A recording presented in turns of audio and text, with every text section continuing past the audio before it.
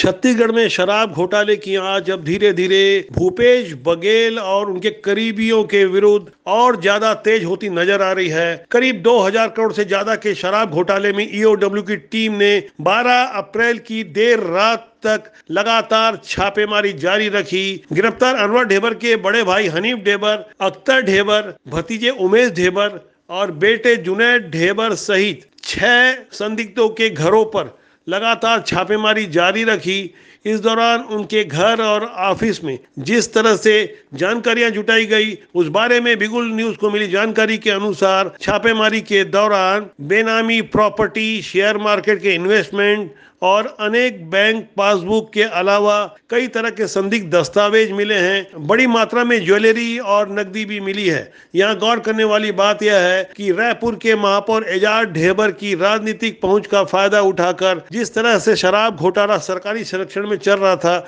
उसके मजबूत सबूत इकट्ठा किए जा रहे हैं। इस मामले में पहले भी ईडी ने 71 लोगों के विरुद्ध मामला दर्ज किया था। छापेमारी करने वाली टीम ने आबकारी विभाग के 8 से ज्यादा सहायक आयुक्त, उपायुक्त और जिला अधिकारियों के घरों पर छापेमारी की। इस दौरान अनेक संदिग्ध कागजात बरामद किए। जिन 71 लोगों के खिलाफ केस दर्ज किया गया है, उनमें ज्यादातर गैर सरकारी आरोपी हैं, जो कि पुराने मुख्यमंत्री भूपेश बघेल से कहीं ना कहीं प्रत्यक्ष या परोक्ष रूप से करीबी संबंध से जुड़े रहे हैं। नामजद 71 आरोपियों में से 30 से ज्यादा आबकारी विभाग के अलग अलग रैंक के अधिकारी हैं, जो भूपेश सरकार में या तो बेहद प्रभावशाली थे या सिंडिकेट टीम का कहीं ना कहीं हिस्सा थे। छापेमारी के लिए सुबह 6 बजे से ईओडब्ल्यू की टीम ने बैरन बाजार में हनीफ ढेबर और जुनैद ढेबर के घर में छापेमारी की। एक टीम शंकर नगर में अख्तर ढेबर और उमेर ढेबर के घरों पर छापेमारी की। उनके जेल रोड और शंकर नगर स्थित होटलों की भी जांच की गई।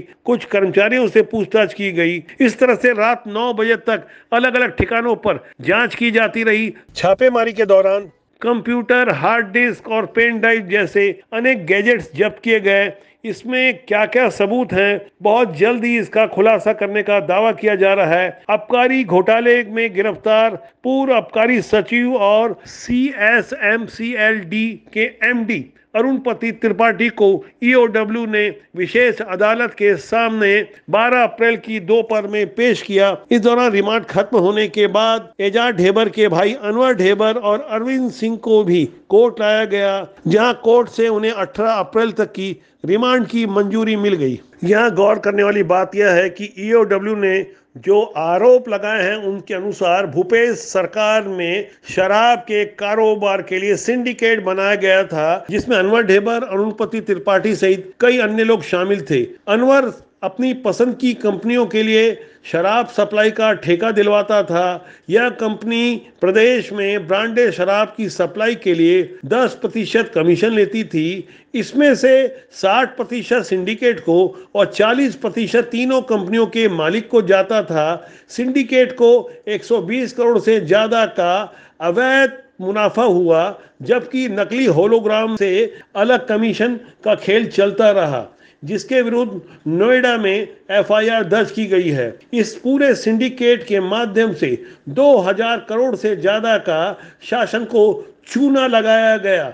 ये तो शुरुआती जानकारी है, लेकिन शराब दुकानों में जो अलग काउंटर बनाए गए, उस मामले की भी जांच चल रही है। फिलहाल कड़ियों से कड़ियां जोड़ी जा रही है। जिन आरोपियों के नाम सामने आ रहे हैं, जो किंग पिन बताए जा रहे हैं, उनके बारे में भी कुछ जानकारी हम आपको आगे देने जा रहे हैं। बीते 2 दिनों में छत्तीसगढ़ में ईओडब्ल्यू ने 27 से ज्यादा जगहों पर जो छापेमारी की है, उनमें सहायक आयुक्त नवीन प्रताप तोमर, उपायुक्त विकास गोस्वामी, अनवर के कर्मचारी दीपेन चावड़ा, दीपक दुआरी, बिजनेसमैन सुमित लूका, रवि बजाज, अमित अग्रवाल, अतुल सिंह, आशीष सौरभ, अनिल अग्रवाल, आशुतोष कुमार, नरेंद्र कुमार, सौरभ अग्रवाल, CA संजय मिश्रा, मनीष मिश्रा, शराब कारोबार से जुड़े रहे पुराने CM भूपेश बघेल के करीबी विजय भाटिया और पप्पू बंसल उर्फ लक्ष्मी नारायण, शराब कारोबारी त्रिलोक सिंह ढिल्लन सहित 21 लोगों के ठिकानों पर लगातार छापेमारी की गई। उसके अगले दिन यानी 22 अप्रैल को भी 6 लोगों के यहाँ कार्रवाई की गई। ये कार्रवाई अभी थमने वाली नहीं है। जिन डिवाइस और सबूतों को इकट्ठा किया गया है उन कड़ियों को जोड़ा जा रहा है और रिमांड पर लिए गए अनवर धेवर, अरुणपति त्रिपाठी और अरविंद सिंह को आमने सामने बिठाकर पूछताछ की कार्रवाई भी की जाएगी। उसके बाद हमारे सूत्रों से मिली जानकारी के अनुसार उन सबूतों को मजबूती के साथ अदालत में प्रस्तुत करने के बाद बड़े राजनेताओं की गिरफ्तारी होगी। यहाँ गौर करने वाली बात यह है कि बस्तर से कांग्रेस के प्रत्याशी और पूर्व मंत्री कवासी लखमा, जो पूर्व में आबकारी मंत्री थे, वो भी इस मामले के आरोपी हैं। ऐसे ही कई और बड़े सफेदपोश बेनकाब होने वाले हैं। शराब के अलावा कोयला, महादेव सट्टा सहित तमाम घोटालों की लगातार जानकारी हम आपको दे रहे हैं। कुछ सबूत हमारे पास भी हैं, लेकिन पुष्ट जानकारी के बाद हम कुछ और बड़े खुलासे आगे भी करते रहेंगे। कृपया बिगुल न्यूज़ को सब्सक्राइब करें। बिगुल न्यूज़ के लिए राजेश वरंदानी की रिपोर्ट।